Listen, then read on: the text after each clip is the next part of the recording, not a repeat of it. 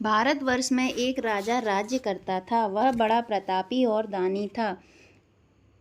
वह नित्य गरीबों और ब्राह्मणों की सहायता किया करता था। यह बात उसकी रानी को अच्छी नहीं लगती थी। वह ना ही गरीबों को दान देती, ना ही भगवान का पूजन करती थी और राजा को भी दान देने से मना किया करती थी। एक दिन राजा शिकार खेलने वन को गए हुए थे तो रानी महल में अकेली थी। उसी समय बृहस्पति देव साधु के वेश में राजा के महल में भिक्षा के लिए गए और भिक्षा मांगी। रानी ने भिक्षा देने से इनकार किया और कहा, हे साधु महाराज, मैं तो इस दान पुण्य से तंग आ गई हूँ। मेरा पति सारा धन लुटाता रहता है। मेरी इच्छा है कि हमारा धन नष्ट हो जाए, फिर ना रहेगा बांस और ना बजेगी बांसुरी। साधु ने कहा, देवी तुम तो बड़ी अजीब हो। धन संतान तो सभी चाहते हैं, पुत्र और लक्ष्मी तो पापी के घर भी होना चाहिए। यदि तुम्हारे पास अधिक धन है तो भूखों को भोजन दो, प्यासों के लिए प्याऊ बनवाओ, मुसाफिरों के लिए धर्मशालाएं खुलवाओ। जो निर्धन अपनी कुंवारी कन्याओं का विवाह नहीं कर सकते उनका विवाह करा दो। ऐसे और कई काम हैं जिनके करने से तुम्हारा यश लोक परलोक में फैलेगा। परंतु रानी पर उपदेश का कोई प्रभाव ना पड़ा। वह बोली, महाराज आप मुझे कुछ ना समझाएं। मैं ऐसा धन नहीं चाहती जो हर जगह बांटती फिरूं। साधु ने उत्तर दिया, यदि तुम्हारी ऐसी इच्छा है तो तथास्तु। तुम ऐसा करना, बृहस्पतिवार को घर लीपकर पीली मिट्टी से अपना सिर धोकर स्नान करना, भट्टी चढ़ाकर कपड़े धोना। ऐसा करने से आपका सारा धन नष्ट हो जाएगा। इतना कहकर वह साधु महाराज वहां से अलोप हो गया। जैसे वह साधु कहकर गया था, रानी ने वैसा ही किया। 6 बृहस्पतिवार ही बीते थे कि उसका समस्त धन नष्ट हो गया और भोजन के लिए दोनों तरसने लगे, सांसारिक भोगों से दुखी रहने लगे। तब वह राजा रानी से कहने लगा कि तुम यहाँ पर रहो, मैं दूसरे देश को जाता हूँ, क्योंकि यहाँ पर मुझे सभी मनुष्य जानते हैं, इसीलिए कोई कार्य भी नहीं कर सकता। देश चोरी परदेश भीख बराबर है। ऐसा कहकर राजा परदेश चला गया। वहाँ जंगल को जाकर लकड़ी काटता और शहर में बेचता। इस तरह जीवन व्यतीत करने लगा। एक दिन दुखी होकर जंगल में एक पेड़ के नीचे निश्चित रूप से आसन जमाकर बैठ गया।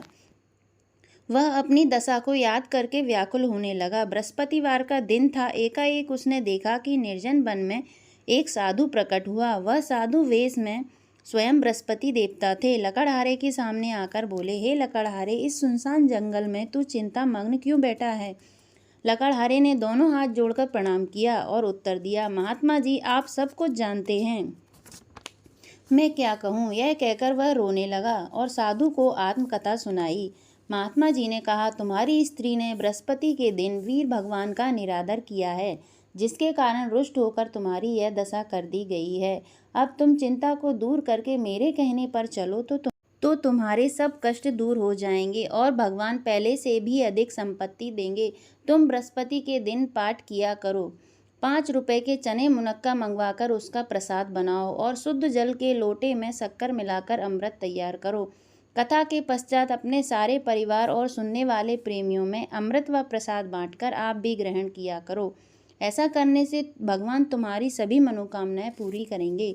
साधु के ऐसे वचन सुनकर लकड़हारा बोला, हे प्रभु, मुझे लकड़ी बेचकर इतना पैसा नहीं मिलता जिससे भोजन करने के उपरांत कुछ बचा सकूं। मैंने रात्रि में अपनी स्त्री को भी व्याकुल देखा है। मेरे पास कुछ भी नहीं है जिससे उसकी खबर मंगा सकूं।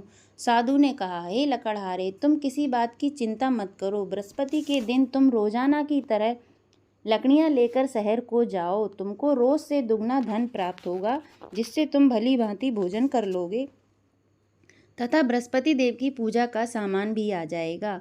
इतना कहकर साधु अंतर ध्यान हो गए। धीरे धीरे समय व्यतीत होने पर फिर वही बृहस्पतिवार का दिन आया। लकड़हारा जंगल से लकड़ी काटकर किसी शहर में बेचने गया। उसे उस दिन और दिन से अधिक पैसा मिला। राजा ने चना गुड़ आदि लाकर गुरुवार का व्रत किया। उस दिन से उसके सभी क्लेश दूर हुए। परंतु जब दोबारा गुरुवार का दिन आया तो बृहस्पतिवार का व्रत करना भूल गया। इस कारण बृहस्पति भगवान नाराज हो गए। उसे उस दिन से उस नगर के राजा ने विशाल यज्ञ का आयोजन किया तथा शहर में यह घोषणा करा दी कि कोई भी मनुष्य अपने घर में भोजन न बनावे, न आग जलावे। समस्त जनता मेरे यहाँ भोजन करने आवे। इस आज्ञा को जो न मानेगा उसके लिए फांसी की सजा दी जाएगी। इस तरह की घोषणा संपूर्ण नगर में करवा दी गई। राजा के आज्ञानुसार शहर के सभी लोग भोजन करने के लिए गए, लेकिन लकड़हारा कुछ देर से पहुंचा। इसीलिए राजा उसको अपने साथ घर लिवा ले गए और ले जाकर भोजन करा रहे थे तो रानी की दृष्टि उस खूंटी पर पड़ी जिस पर उसका हार लटका हुआ था। वह वहां पर दिखाई न दिया। रानी ने निश्चय किया कि मेरा हार इस मनुष्य ने चुरा लिया है। उसी समय पुलिस को बुलवाकर उसको जेल खाने में डलवा दिया। जब लकड़हारा जेल खाने में पड़ गया और बहुत दुखी होकर विचार करने लगा कि न जाने कौन से पूर्व जन्म के कर्म से मेरे लिए यह दुख प्राप्त हुआ है, और उसी साधु को याद करने लगा जो कि जंगल में मिला था। उसी समय तत्काल बृहस्पति देव साधु के रूप में प्रकट हो और उसकी दशा को देखकर कहने लगे, अरे मूर्ख, तूने बृहस्पति देव की कथा नहीं करी, इस कारण तुझे यह दुख प्राप्त हुआ है। अब चिंता मत कर, बृहस्पतिवार के दिन जेल खाने के दरवाजे पर 4 पैसे पड़े मिलेंगे, उनसे तू बृहस्पति देव की पूजा करना, तेरे सभी कष्ट दूर हो जाएंगे। बृहस्पति के रोज उसे 4 पैसे मिले। लकड़हारे ने कथा कही। उसी रात्रि को बृहस्पति देव ने उस नगर के राजा को स्वप्न में कहा, हे राजा, तुमने जिस आदमी को जेल में बंद कर दिया है वह निर्दोष है, वह राजा है, उसे छोड़ देना। रानी का हार उसी खूंटी पर लटका है। अगर तू ऐसा नहीं करेगा तो मैं तेरे राज्य को नष्ट कर दूंगा। इस तरह रात्रि के स्वप्न को देखकर राजा प्रातः काल उठा और खूंटी पर हार देखकर लकड़हारे को बुलाकर क्षमा मांगी तथा लकड़हारे को सुंदर योग्य वस्त्र आभूषण देकर विदा किया तथा बृहस्पति देव की आज्ञा अनुसार लकड़हारा अपने नगर को चल दिया। राजा जब अपने नगर के निकट पहुंचा तो उसे बड़ा आश्चर्य हुआ। नगर में पहले से अधिक बाग, तालाब और कुएं तथा बहुत सी मंदिर, धर्मशालाएं आदि बन गई हैं। राजा ने पूछा, यह किसका बाग और धर्मशालाएं हैं? तब नगर के सब लोग कहने लगे, यह सब रानी और बांदी के हैं। राजा को आश्चर्य हुआ और गुस्सा भी आया। जब रानी ने यह खबर सुनी कि राजा आ रहे हैं तो उसने बांदी से कहा कि हे दासी, देख, राजा हमको कितनी बुरी हालत में छोड़ गए थे। हमारी ऐसी हालत देखकर वह लौट ना जाएं, इसीलिए तू दरवाजे पर खड़ी हो जा। आज्ञा अनुसार दासी दरवाजे पर खड़ी हो गई। राजा आए तो उन्हें अपने साथ लुवा लाई।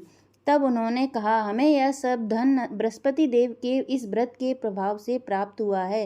राजा ने निश्चय किया कि 7 रोज बाद तो सभी बृहस्पति देव का पूजन करते हैं, परंतु मैं दिन में 3 बार कहानी कहा करूँगा तथा रोज व्रत किया करूँगा। अब हर समय राजा के दुपट्टे में चने की दाल बनी रहती तथा दिन में 3 बार कहानी कहता। एक रोज राजा ने विचार किया कि चलो अपनी बहन के यहाँ हो आवें। इस तरह निश्चय कर राजा घोड़े पर सवार हो अपनी बहन के यहाँ को चलने लगा। मार्ग में उसने देखा कि कुछ आदमी एक मुर्दे को लिए जा रहे हैं। उन्हें रोककर राजा कहने लगा, अरे भाइयों, मेरी बृहस्पति देव की कहानी सुन लो। वे बोले, लो, हमारा तो आदमी मर गया है, इसको अपनी कथा की पड़ी है। परंतु कुछ आदमी बोले, अच्छा कहो, हम तुम्हारी कथा भी सुनेंगे। राजा ने दाल निकाली और जब कथा आधी हुई तो मुर्दा हिलने लगा, और जब कथा समाप्त हो गई तो राम राम करके मनुष्य खड़ा हो गया। आगे मार्ग में उसे एक किसान खेत में हल चलाता मिला। राजा ने उसे देखा और बोला, अरे भैया, मेरी बृहस्पति देव की कथा सुन लो। किसान बोला, जब तक मैं तेरी कथा सुनूंगा तब तक 4 हरैया जोत लूंगा, जा अपनी कथा किसी और को सुनाना। इस तरह राजा आगे चलने लगा। राजा के हटते ही बैल पछाड़ खाकर गिर गए और उसके पेट में बड़ी जोर से दर्द होने लगा। उस समय उसकी माँ रोटी लेकर आई। उसने यह सब हाल देखा तो अपने पुत्र से सब हाल पूछा और बेटे ने सभी हाल कह दिया। तो बुढ़िया दौड़ी दौड़ी उस घुड़सवार के पास गई और उससे बोली कि मैं तेरी कथा सुनूंगी, तू अपनी कथा मेरे खेत पर चलकर ही कहना। राजा ने बुढ़िया के खेत पर जाकर कथा कही, जिसके सुनते ही वह बैल उठ खड़े हुए तथा किसान की पेट का दर्द बंद हो गया। राजा अपनी बहन के घर पहुंचा। बहन ने भाई की खूब मेहमानी की। दूसरे रोज राजा जगा, प्रातःकाल जगा तो वह देखने लगा कि सब लोग भोजन कर रहे हैं। राजा ने अपनी बहन से कहा कि कोई ऐसा मनुष्य नहीं है जिसने भोजन नहीं किया हो, वह मेरी बृहस्पतिवार की कथा सुन ले। बहन बोली, हे भैया, यह देश ऐसा ही है, पहले यहाँ लोग भोजन करते हैं, बाद में अन्य काम करते हैं। अगर कोई पड़ोस में हो तो देख आऊं। वह ऐसा कहकर देखने चली गई, परंतु उसे कोई ऐसा व्यक्ति नहीं मिला जिसने भोजन ना किया हो। अतः वह एक कुमार के घर गई जिसका लड़का बीमार था। उसे मालूम हुआ कि उनके यहाँ 3 रोज से किसी ने भोजन नहीं किया है। रानी ने अपने भाई की कथा सुनने के लिए कुम्हार से कहा। वह तैयार हो गया। राजा ने जाकर बृहस्पतिवार की कथा कही, जिसको सुनकर उसका लड़का ठीक हो गया। अब तो राजा की प्रशंसा होने लगी। एक रोज राजा ने बहन से कहा कि हे बहन, हम अपने घर को जाएंगे, तुम भी तैयार हो जाओ। राजा की बहन ने अपनी सास से कहा। सास ने कहा, हाँ चली जा, परंतु अपने लड़कों को मत ले जाना, क्योंकि तेरे भाई के कोई संतान नहीं है। बहन ने भाई से कहा, हे भैया, मैं तो चलूँगी, परंतु कोई बालक नहीं जाएगा।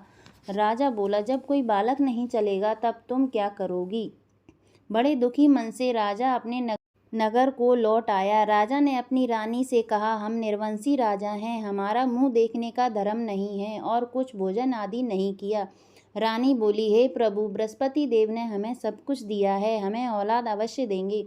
उसी रात को बृहस्पति देव ने राजा को स्वप्न में कहा, हे राजा, उठ, सभी सोच त्याग दे, तेरी रानी गर्भ से है। राजा की यह बात सुनकर बड़ी खुशी हुई। 9वें महीने में उसके गर्भ से एक सुंदर पुत्र पैदा हुआ। तब राजा बोला, हे रानी, स्त्री बिना भोजन के रह सकती है, बिना कहे नहीं रह सकती। जब मेरी बहन आवे तो तुम उससे कुछ मत कहना। जब राजा की बहन ने यह शुभ समाचार सुना तो वह बहुत खुश हुई और बधाई लेकर अपने भाई के यहाँ आई। तभी रानी ने कहा कि घोड़ा चढ़कर तो नहीं आई, गधा चढ़ी आई। राजा की बहन बोली, भाभी, मैं इस प्रकार ना कहती तो तुम्हें औलाद कैसे मिलती? बृहस्पति देव ऐसे ही हैं, जैसे जिसके मन में कामनाएं हैं सभी को पूर्ण करते हैं। जो सद्भावना पूर्वक बृहस्पतिवार का व्रत करता है एवं कथा पढ़ता है अथवा सुनता है, बृहस्पति देव उसकी सभी मनोकामनाएं पूर्ण करते हैं। भगवान बृहस्पति देव उसकी सदैव रक्षा करते हैं। संसार में सद्भावना से भगवान जी का पूजन व्रत सच्चे हृदय से उनका मनन करते हुए जयकारा बोलना चाहिए। बृहस्पति देव की कथा। प्राचीन काल में एक ब्राह्मण था। वह बहुत निर्धन था। उसके कोई संतान नहीं थी। उसकी स्त्री बहुत मलिनता के साथ रहती थी। वह स्नान ना करती, किसी देवता का पूजन ना करती। इससे ब्राह्मण देवता बड़े दुखी थे। बेचारे बहुत कुछ कहते, किंतु उसका कुछ परिणाम ना निकला। भगवान की कृपा से ब्राह्मण की स्त्री के कन्या रूपी रत्न पैदा हुआ। कन्या बड़ी होने पर प्रातः स्नान करके विष्णु भगवान का जाप, बृहस्पतिवार का व्रत करने लगी। अपने पूजन पाठ को समाप्त करके स्कूल जाती, अपनी मुट्ठी में जौ भरकर ले जाती और पाठशाला के मार्ग में डोलती जाती। तब ये जौ स्वर्ण के हो जाते। लौटते समय उनको बीनकर घर ले आती थी। एक दिन वह बालिका सूप में उस सोने के जौ को फटक कर साफ कर रही थी कि उसके पिता ने देख लिया और कहा, हे बेटी, सोने के जौ फटकने के लिए सोने का सूप होना चाहिए। दूसरे दिन बृहस्पतिवार था। उस कन्या ने व्रत रखा और बृहस्पति देव से प्रार्थना करके कहा, मैंने आपकी पूजा सच्चे मन से की हो तो मेरे लिए सोने का सूप दे दो। बृहस्पति देव ने उसकी प्रार्थना स्वीकार कर ली। रोजाना की तरह वह कन्या जौ फैलाती हुई जाने लगी। जब लौटकर जौ बीन रही थी तो बृहस्पति देव की कृपा से उसे सोने का सूप मिला। उसे वह घर ले आई और उसमें जौ साफ करने लगी, परंतु उसकी माँ का वही ढंग रहा। एक दिन की बात है कि वह कन्या सोने के सूप में जौ साफ कर रही थी। उस समय उस शहर का राजपुत्र वहां होकर निकला। इस कन्या के रूप और कार्य को देखकर मोहित हो गया तथा अपने घर आकर भोजन तथा जल त्याग कर उदास होकर लेट गया। राजा को जब इस बात का पता लगा तो अपने प्रधानमंत्री के साथ उसके पास गए और बोले, हे बेटा, तुम्हें किस बात का कष्ट है? किसी ने अपमान किया अथवा और कारण हो सो कहो, मैं वही कार्य करूँगा जिससे तुम्हें प्रसन्नता हो। अपने पिता की राजकुमार ने बातें सुनी तो वह बोला, मुझे आपकी कृपा से किसी बात का दुख नहीं है, किसी ने मेरा अपमान नहीं किया, परंतु मैं उस लड़की से विवाह करना चाहता हूँ जो सूप में सोने के जौ साफ कर रही थी। यह सुनकर राजा आश्चर्य में पड़ा और बोला, हे बेटा, इस तरह की कन्या का पता तुम ही लगाओ, मैं उसके साथ तेरा विवाह अवश्य करवा दूंगा। राजकुमार ने उस लड़की के घर का पता बतलाया। तब मंत्री उस लड़की के घर गए और ब्राह्मण देवता को सभी हाल बतलाया। ब्राह्मण देवता राजकुमार के साथ अपनी कन्या का विवाह करने के लिए तैयार हो गए तथा विधि विधान के अनुसार ब्राह्मण की कन्या का विवाह राजकुमार के साथ हो गया। कन्या के घर से जाते ही पहले की भांति उस ब्राह्मण देवता के घर में गरीबी का निवास हो गया। अब भोजन के लिए भी अन्न बड़ी मुश्किल से मिलता था। एक दिन दुखी होकर ब्राह्मण देवता अपनी पुत्री के पास गए। बेटी ने पिता की दुखी अवस्था को देखा और अपनी माँ का हाल पूछा। तब ब्राह्मण ने सभी हाल कहा। कन्या ने बहुत सा धन देकर अपने पिता को विदा किया। इस तरह ब्राह्मण का कुछ समय सुखपूर्वक व्यतीत हुआ। कुछ दिन बाद फिर वही हाल हो गया। ब्राह्मण फिर अपनी कन्या के यहाँ गया और सारा हाल कहा। तो लड़की बोली, हे पिताजी, आप माता जी को यहाँ लिवा लाओ, मैं उन्हें विधि बता दूंगी जिससे गरीबी दूर हो जाएगी। वह ब्राह्मण देवता अपनी स्त्री को साथ लेकर पहुँचे तो अपनी माँ को समझाने लगी, माँ तुम प्रथम स्नान आदि करके विष्णु भगवान का पूजन करो तो सब दरिद्रता दूर हो जाएगी। परंतु उसकी माँ ने एक भी बात नहीं मानी और प्रातःकाल उठकर अपनी पुत्री के बच्चों के जूठन को खा लिया। इससे उसकी पुत्री को भी बहुत गुस्सा आया और एक रात को कोठरी से सभी सामान निकाल दिया और अपनी माँ को उसमें बंद कर दिया। प्रातःकाल उसे निकाला तथा स्नान आदि करा के पाठ करवाया तो उसकी माँ की बुद्धि ठीक हो गई और फिर प्रत्येक बृहस्पतिवार को व्रत रखने लगी। इस व्रत के प्रभाव से उसके माँ बाप बहुत ही धनवान और पुत्रवान हो गए और बृहस्पति जी के प्रभाव से इस लोक के सुख भोग कर स्वर्ग को प्राप्त हुए। बोलो बृहस्पति देव की जय, बोलो विष्णु भगवान की जय। बृहस्पति देव की आरती। ओम जय बृहस्पति देवा, ओम जय बृहस्पति देवा, छिन छिन भोग लगाऊं फल और मेवा। ओम जय बृहस्पति देवा, तुम पूर्ण परमात्मा, तुम अंतर्यामी स्वामी, तुम अंतर्यामी, जगत पिता जगदीश्वर, तुम सबके स्वामी। ओम जय बृहस्पति देवा, चरणामृत निज निर्मल, सब पातक हरता स्वामी, सब पात हरता, सकल मनोरथ दायक, कृपा करो भरता। ओम जय बृहस्पति देवा, तन मन धन अर्पण कर जो कोई शरण पड़े स्वामी, जो कोई शरण पड़े, प्रभु प्रकट तब हो कर आ करे द्वारे खड़े। ओम जय बृहस्पति देवा, दीन दयाल दयानिधि, भक्तन हितकारी स्वामी, भक्तन हितकारी, पाप दोष सब हरता, भव बंधन हारी। ओम जय बृहस्पति देवा, सकल मनोरथ दायक, सब संशय तारो स्वामी, सब संशय तारो, विषय विकार मिटाओ संतन सुखकारी। ओम जय बृहस्पति देवा, जो कोई आरती तेरी प्रेम सहित गावे स्वामी, प्रेम सहित गावे, ज्येष्ठानंद बंद सो सो निश्चय फल पावे। ओम जय बृहस्पति देवा। सब बोलो विष्णु भगवान की जय, बोलो बृहस्पति देव की जय। अगर आपको आज की कथा पसंद आए तो चैनल को सब्सक्राइब करें, वीडियो को लाइक करें, शेयर करें। धन्यवाद। बोलो बृहस्पति देव की जय।